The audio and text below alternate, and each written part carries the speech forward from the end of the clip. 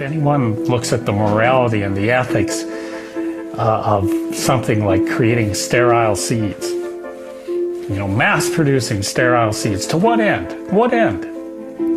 To enrich a few companies. You have a seed dictatorship established.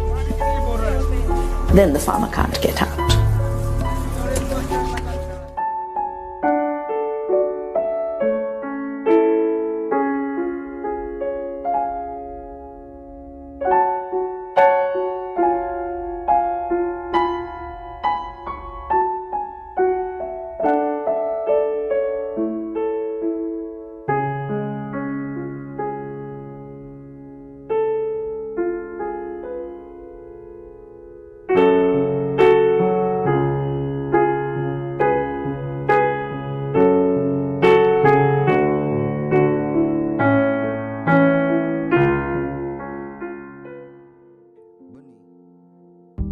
Benih merupakan bagian paling mendasar dalam sebuah usaha pertanian.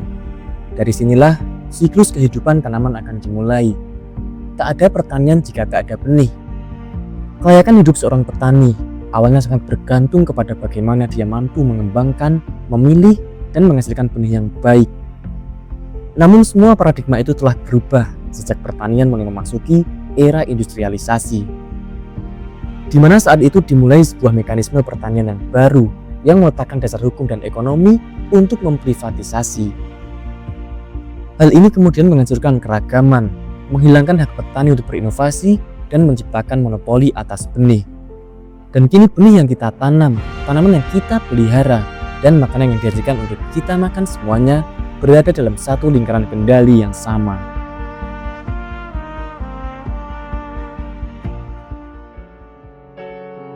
It dates back to the beginning of the 20th century, because at that time, seeds were still in the hands of farmers. It was farmers who were leading all the innovation with seeds, who were developing, adapting, selecting for mostly the local food needs, because we had local food systems at that time. But at the beginning of the 20th century, you had a move on the part of the Canadian state and business to try to develop a national agribusiness.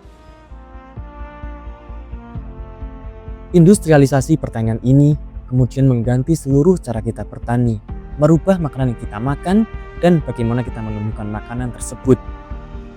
Jalur pengolahan makanan yang baru menginginkan ukuran dan rasa yang seragam. Mekanisme merupakan perubahan paling signifikan selama ribuan tahun dalam sejarah dunia pertanian. Tanaman lama digantikan dengan tanaman yang baru dan kelimpahan baru, tapi ada harga yang harus dibayar untuk semua itu. If you look at the last century, the first thing that happened was farmers were sold energy, power, get rid of the horses, get the tractor, a positive step perhaps. But then the next thing it was fertility, chemical fertilizers in the wake of World War II. Dan bukan hanya pupuk sintetis yang datang pasca Perang Dunia Kedua, tapi juga bersama dengan pestisida. This is a vicious cycle of industrial agriculture. And that cycle was developed as a result of war.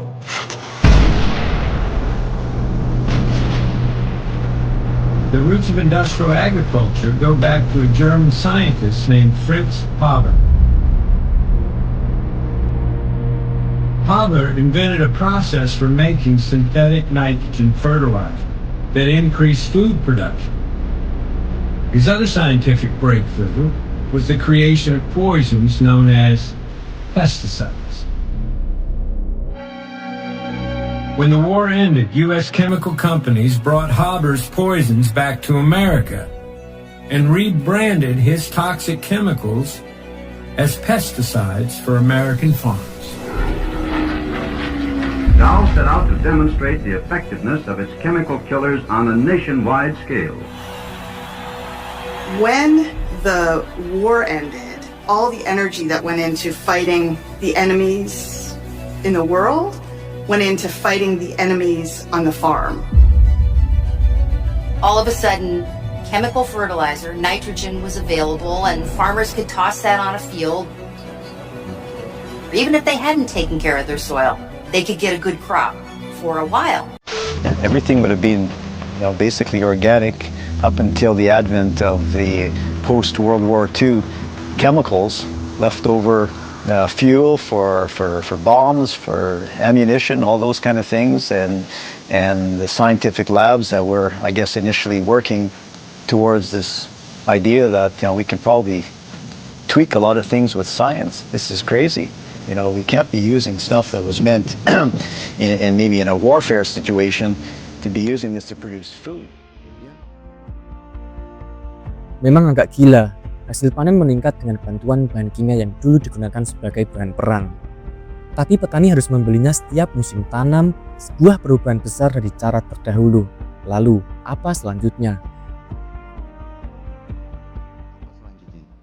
And then the next thing that had to be replaced was farmers' self-supply of seed, and that was turned into something that you sell to farmers. And it wasn't immediately clear how they were going to do that with seeds, because farmers can really supply that well and very efficiently for themselves. But what the industry did was they started to set up a whole bunch of impediments and roadblocks to just make it harder and harder and really drive the farmers increasingly into the arms of the people that want to sell them seeds. Selama ribuan tahun, para petani membudidayakan tanaman dan menyimpan benih mereka sendiri. Bagaimana bisa metode pertanian yang sudah digunakan selama itu bisa berubah dengan sangat drastis? Dan bagaimana mungkin para petani kehilangan hak mereka atas benih? The companies began by telling us in the 1970s, we'll never interfere with the farmer's right to be able to save and exchange seed. That's an inalienable right of the farmer. By the 1980s, they were saying the farmer's privilege to be able to save and exchange seed. By the 1990s, they were saying farmers are pirating our seeds if they save and exchange them.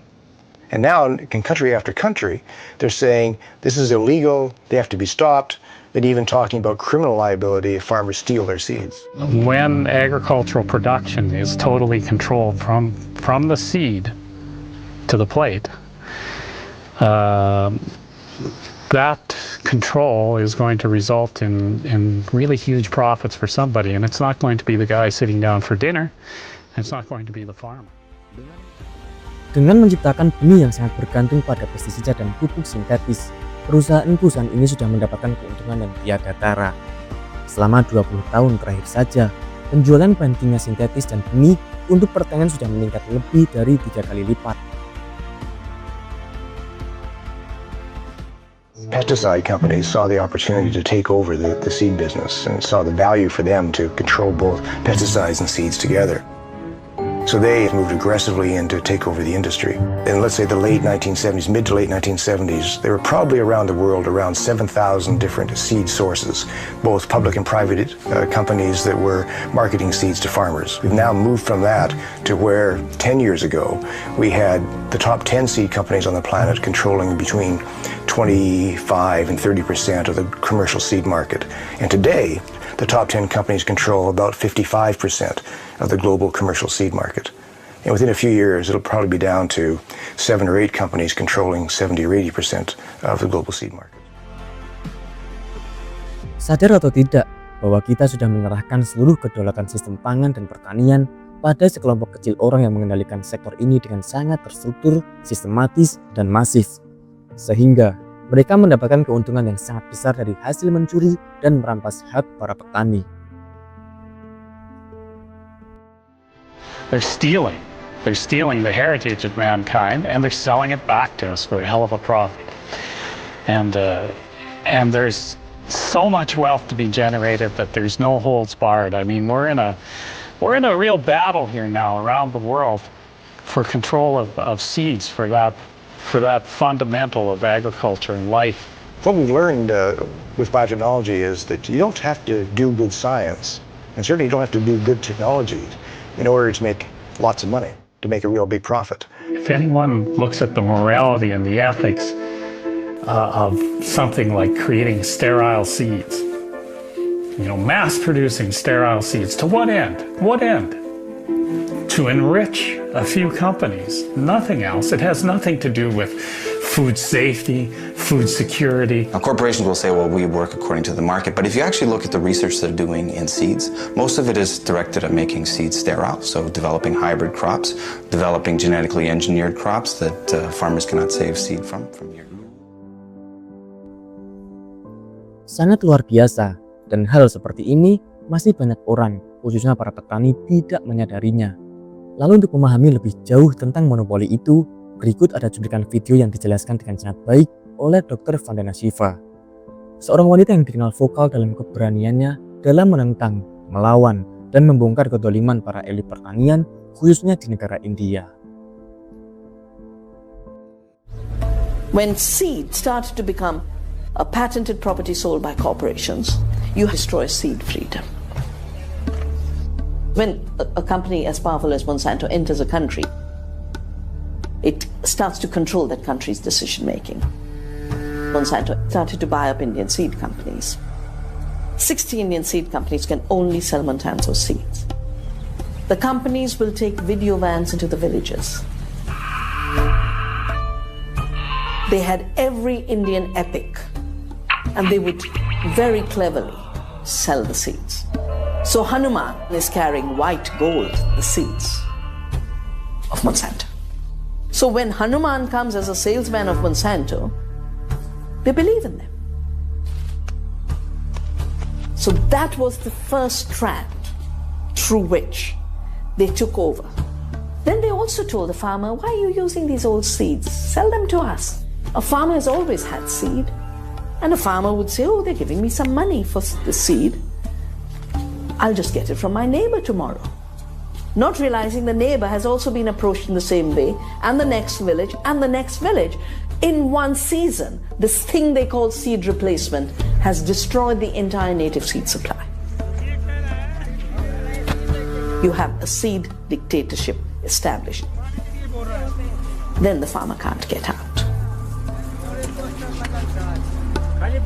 Farmers will be forced to come back to buy seed every year.